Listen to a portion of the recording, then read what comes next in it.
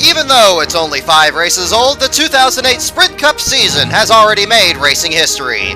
Last month at Daytona, Ryan Newman won the 50th running of the Daytona 500 over Kurt Busch, giving team owner Roger Penske his first 1-2 finish and his first restrictor plate win.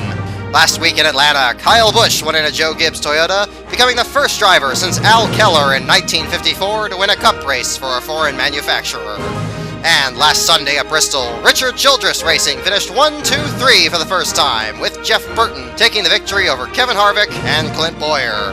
But this has also been a season about paying tribute to that same history. At Bristol, Dale Jarrett competed in his 668th and final points race with his father Ned waving the green flag. A 3-time Daytona winner and 1999 Winston Cup champion, Dale Jarrett will remain a fixture in NASCAR, both in the ESPN booth and in the annals of racing lore.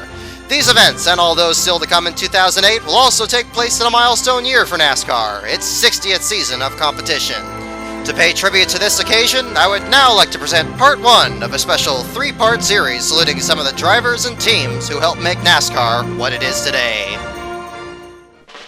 Ladies and gentlemen, it's time to meet the cars and stars of NASCAR's first 20 years.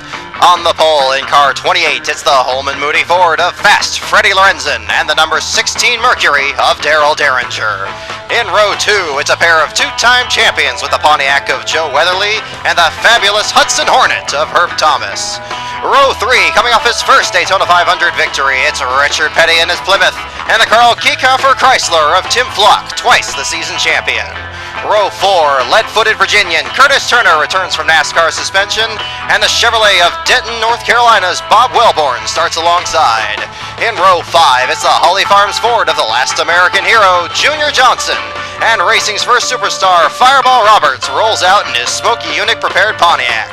Row 6, certainly a driver to keep an eye on today, is rookie David Pearson from Spartanburg, and Lee Petty, winner of that thriller in Florida, is in a blue Plymouth this year.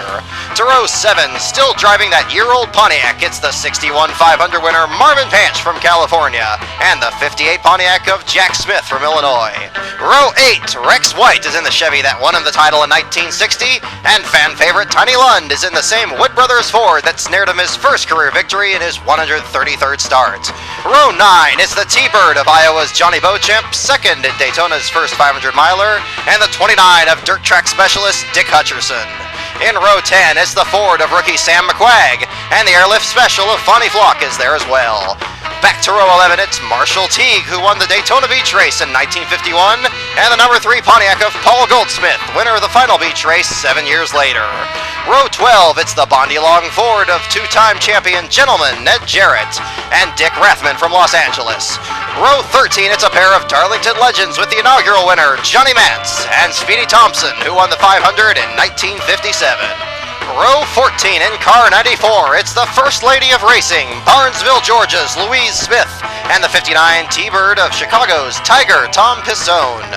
Row 15, driving for Chevrolet's factory team this year, it's Buck Baker, and the Jaguar of Linden, New Jersey winner Al Keller. In row 16, it's independent campaigner Wendell Scott, winner at Jacksonville in 63, and the Chevy of hard-charging newcomer Bobby Allison. To row 17, it's the number 7 Oldsmobile of Bob Flock, eldest of the Flock brothers, and North Wilkesboro's Jimmy Pardue in car 54. Row 18, it's the Studebaker of veteran Frank Rebel Mundy, and rookie James Harvey Hilton makes his debut as both owner and driver of car 48. To row 19, it's Cotton Owens driving the same car that gave Pontiac its first Cup victory, and young Bill Rexford, NASCAR's champion in 1950. Row 20 has the purple Plymouth of Jim Paschal, and the 64 of Elmo Langley, who pulled off 2 upset victories back in 66. In row 21, it's the Golden Greek Emmanuel Zervakis, and Banjo Matthews in his sleek Ford Starliner. And in row 22, all by himself, is NASCAR's first champion, Red Byron.